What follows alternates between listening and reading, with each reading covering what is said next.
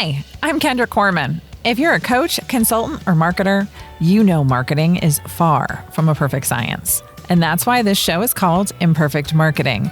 Join me and my guests as we explore how to grow your business with marketing tips and, of course, lessons learned along the way.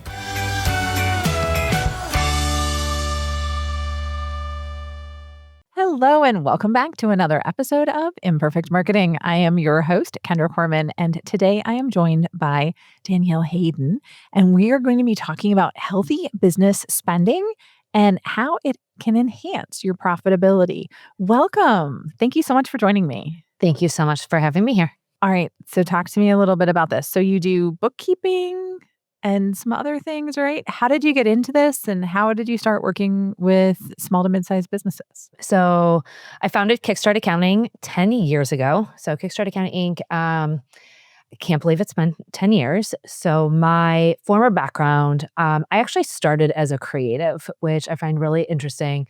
I started as a hairstylist working behind the chair, and I had a knack for using the financials, using money and numbers to hit my goals.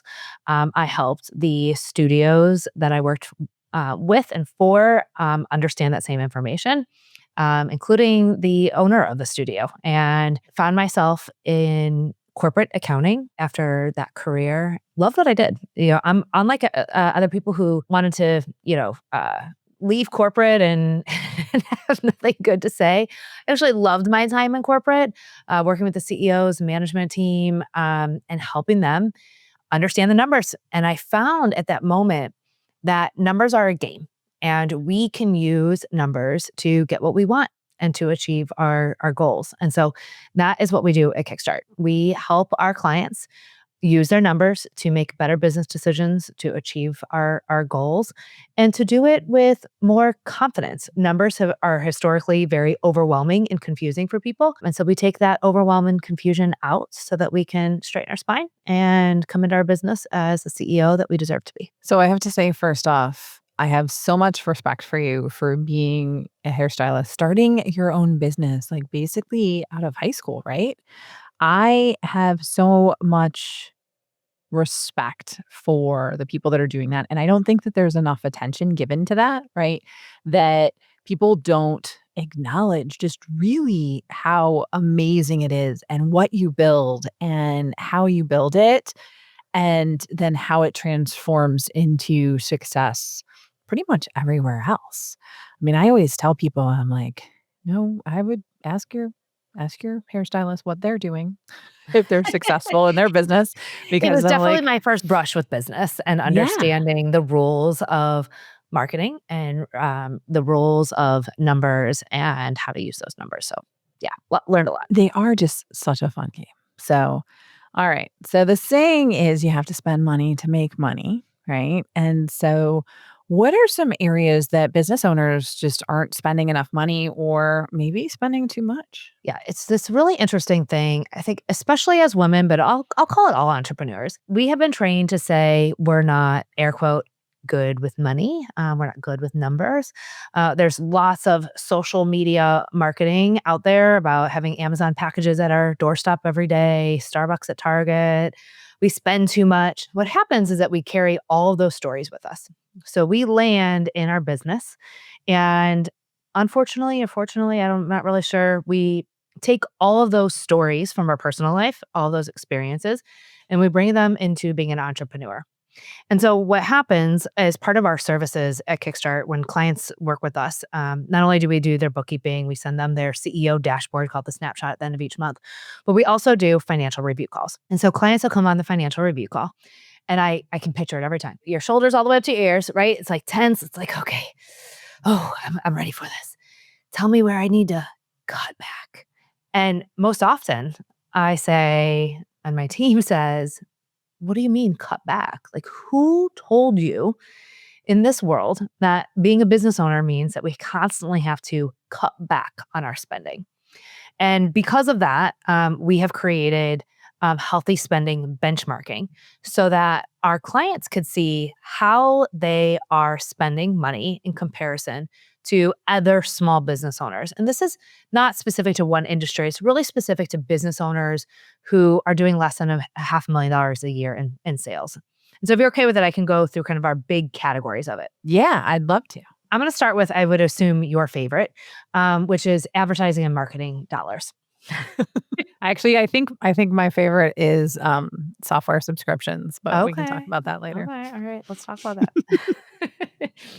that. So when we work with our clients, we have our strategic framework that we apply to their chart of accounts. Fancy accounting terms. All that really means is that we set up their QuickBooks account so that everything is in a very special category. And that's important because we group all of your advertising and marketing dollars together. So when you hear me talking about advertising and marketing, I really want you to group all of those costs together. So this might be consultants, paid advertising, marketing subscriptions, branding work, PR work. If you have a podcast, all of those dollars land in advertising and marketing. Also referral commissions. And I want, depending on the season of your business, around 10 to 15% of your sales going back into advertising and marketing. If I am in a high growth business, if my goal for this year is to bring in top line revenue, like I want sales coming into my business, I want to see 10 to 15% of my dollars going back out to make sure that I can have sales coming into the business. And that's the number one disconnect that we see. We'll say to our clients, well, what's your goals for this year? They'll say, I want to grow. Like, well, I don't see that when I look at your income statement. Yeah, you do have to stay visible. And I like how you're grouping things in a larger category than I would say that most people do, right? Because I would say in the advertising and marketing, they're not all bookkeepers and accountants aren't always including the consultants.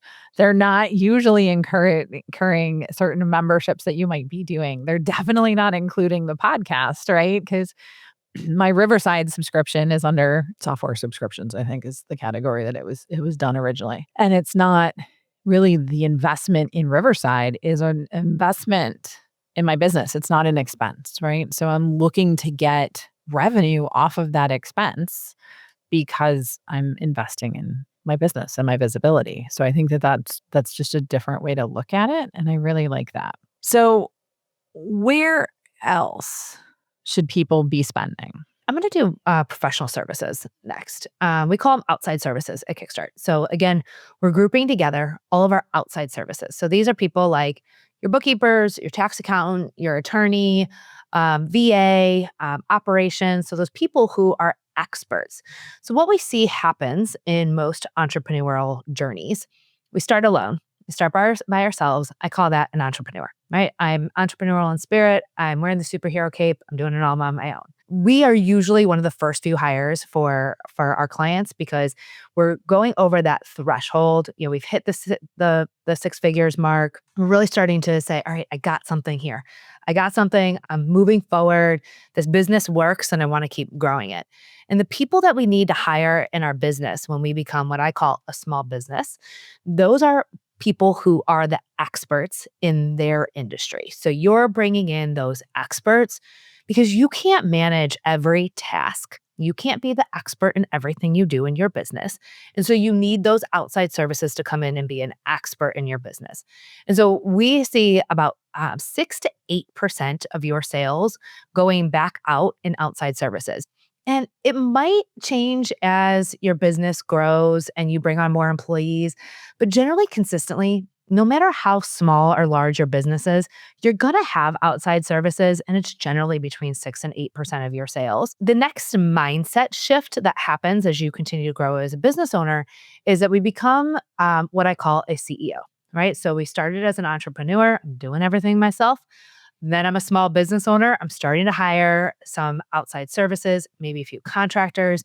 When I continue to level up as a CEO, I'm ready to start building a team. And that's where we start to see our payroll dollars increase. And so our dollars will start to grow in our payroll. And this is going to include your costs as a business owner. And so our payroll costs are going to be between 30 and 50% of payroll. Now, I want to say this. You can't be high everywhere. Right? So I'm giving you some big ranges. And if you are paying yourself as an S Corp, you're paying yourself a healthy salary, you have a robust team, and you're growing in your revenue and marketing, you're going to be high on each of those percentages. And in which case you might be breaking even this year or even show a loss on your profit and loss. And I just want to tell you that that's okay. It's okay to have this for a season, but we can't be here long term. So if we don't see those costs start to come down in advertising and marketing or in payroll or any of these areas, then we're going to have to start to make some shifts because we can't be in break even mode for forever.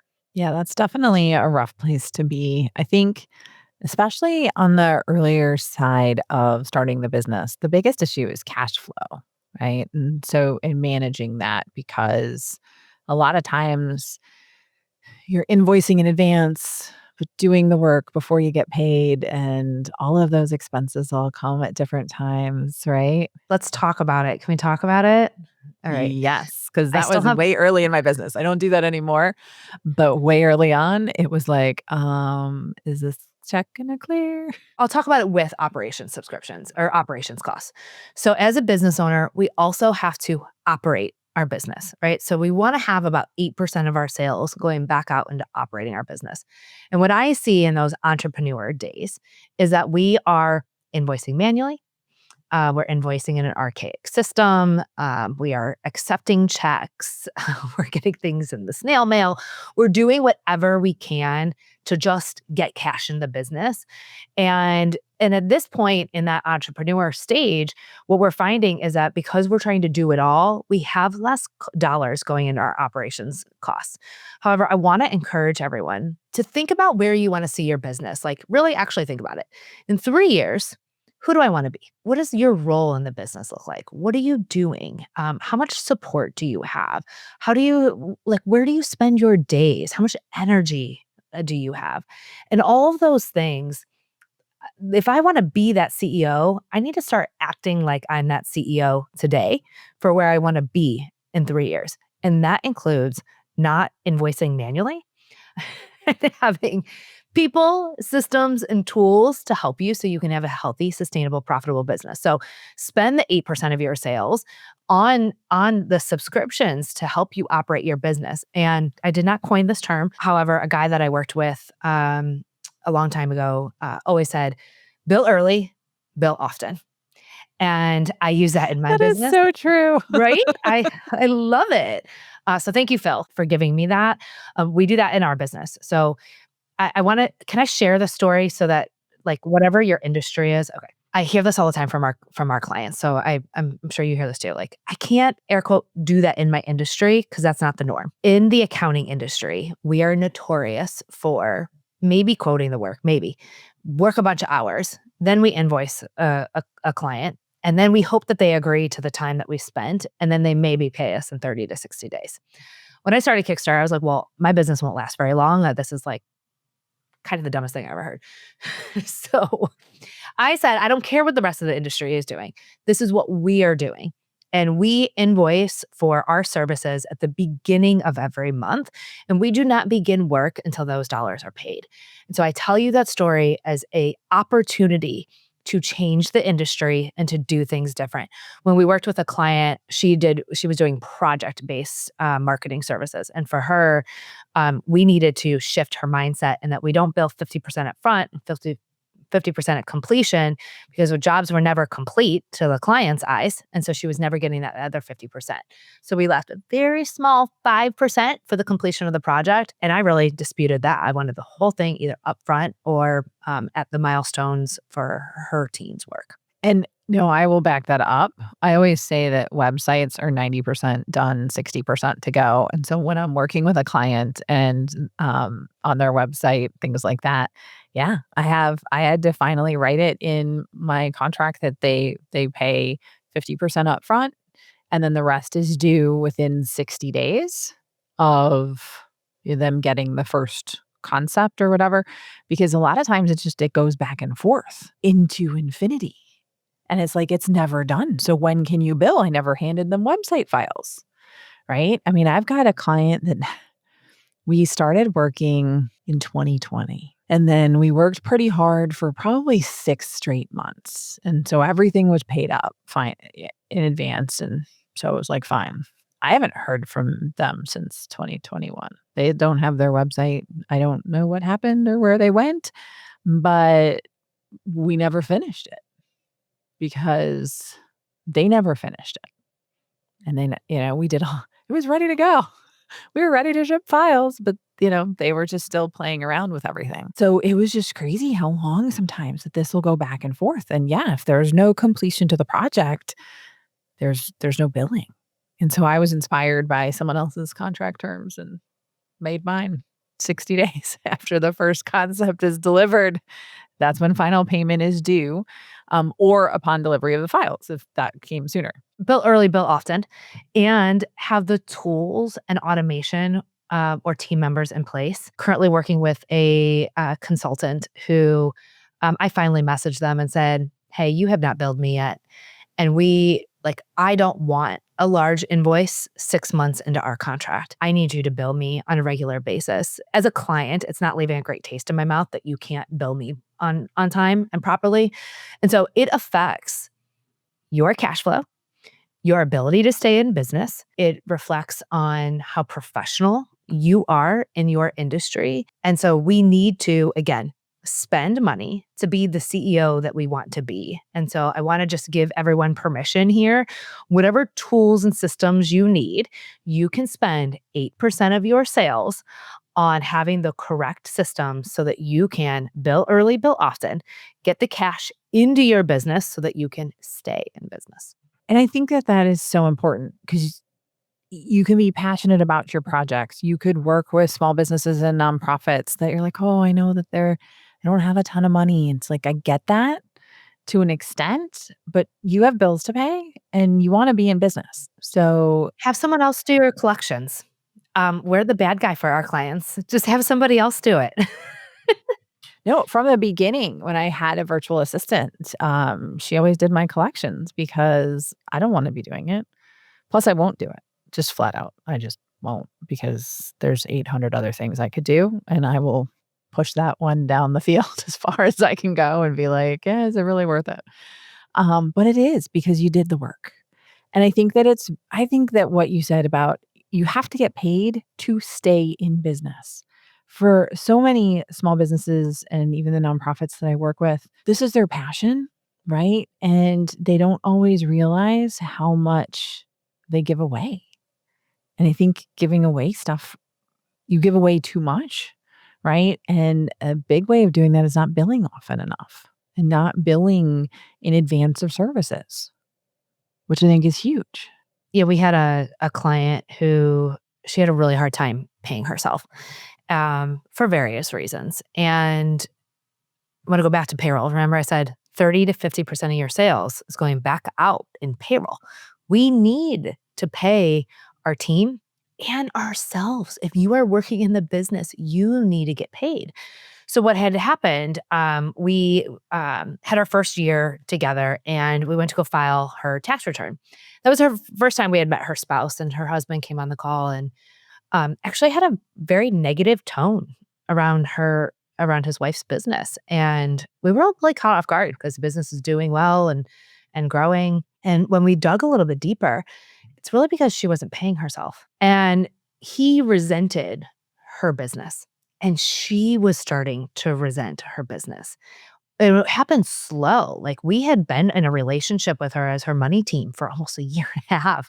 And we watched her start to turn this corner where she resented her clients and she resented the work that she was doing because she wasn't able to support her family in a meaningful way. And so we have to, when we're looking at our numbers, every month, every business owner, I don't care how big or small you are, like seriously, I really don't care how small or big you are. Every single month, it is your responsibility as a CEO to look at your numbers. And when you're looking at your numbers, you're looking at the money coming in, the revenue, you're looking at the expenses, the money going out of your business. And so we need to make sure that we're charging enough, that we're bringing in enough dollars and that we're spending enough so that we can create a healthy, sustainable business. And at the end of the day, I want you to have between 10 and 15% of your sales in profit. So when we look at your income statement, after all of your expenses are paid, we want to see that percent of sales coming home as an income between 10 and 15%. And I had a client say to me a few months ago, she was, I'm at like 50%. I'm like, this is great. And I said, yeah. How's your energy? I'm like, when's the She's last resenting some clients. yeah. When's the last time you had dinner with your kids? So my point of saying that is it's not the more profitable I am, the better. As a business owner, we have to have a team. We have to be investing in outside services. We have to be investing in our payroll dollars. We need to invest in operating our business, the operation subscriptions, alongside the marketing and the growth of our business. The last two areas are training and consulting, and then travel. And again, I just want to give us permission that we will always, no matter how big or small your business is, tell you between 3 to 5% of your sales should go back into travel, meals, entertainment. You're going to travel for work, and I want you to do that. Go to the conference, go learn something. We need to have training, consulting. We need to have those professionals because running a business is a lifelong learning and growth opportunity. And so we want to have those dollars in our budget every single month so that we can continue to reinvest in ourselves. Okay.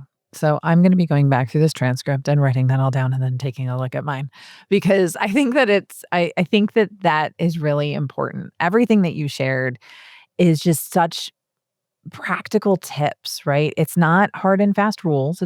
It's guidance, right? And and a lot of things depend, right, on where you're at in your business, where your business is headed, where you want it to head, how fast you want to grow, if you want to grow, right?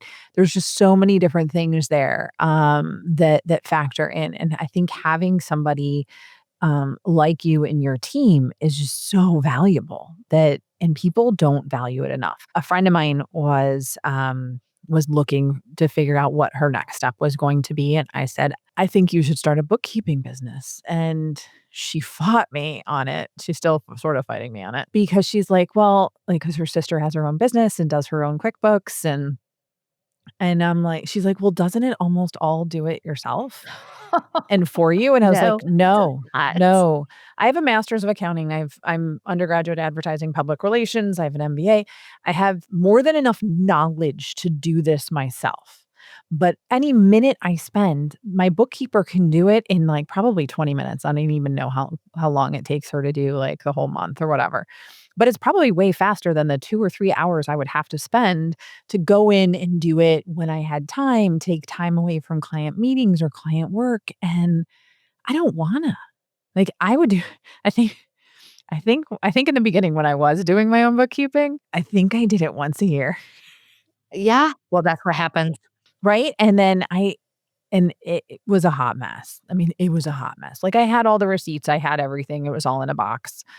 It was all good. But it wasn't all good because I think I spent like 6 or 8 hours in a row just on a Saturday because again, I was small. Starting out, this was year 1. It took me a long time to do it. Where else could I have spent that time? On a Saturday or Sunday? It's a missed opportunity. So, like, yes, there's the time on a Saturday and Sunday, and your time is important. But the real missed opportunity when I hear that is that you could have made business decisions with your numbers every single month. And that is how we level up as a business owner, is learning how to use our numbers to make better business decisions and not just using our financials for tax time. No, and I think again, that timely completion, I had no idea what I was spending. I had no idea what was coming in, what was going out. No clue. Come to find out, February was a negative number for me. Why? Right? And so I didn't know those answers because I didn't have the data, right? And so that was just really frustrating for me. And that's why I outsourced it. So I would encourage anybody that's in business, the second you can afford a bookkeeper, that you should. And I would definitely consider Danielle's company for sure, because I love how they're almost acting as a CFO and a CFO partnership with you. And that's really what you need when you're looking at these numbers. And I love the guidelines. And again, I think it helps guide people and make them feel more comfortable in spending, which is huge. So thank you so much for all of this information. This has been unbelievable. Again, I'm going to be going back through this transcript and writing down some notes and taking a look to see where I'm at. Well, if you don't mind, what I can gift your audience, we normally only give access to this to our clients, but I do have our healthy percentage worksheet. So if you listened to this podcast, you know, I need all these numbers. You can go to kickstartaccountinginc.com/healthy and download the full complete worksheet that has all these percentages listed out. That's fantastic. So we'll have a link to that in the show notes. So be sure to check that out. Grab your copy because I think something like this and a tool like this can really revolutionize your business. And I don't say that lightly because the numbers really should be guiding your decisions. And that's huge. So thank you very much for that. But before I let you go, I do have to ask you the question that I ask all of my guests, and that is that this show is called Imperfect Marketing because marketing is anything but a perfect science. What has been your biggest marketing lesson learned? Do it anyway, no matter how scared you are or unsure that you are. I mean, that's my number one lesson for business in general, is to do it scared, to do it uncomfortable, and to do it anyway.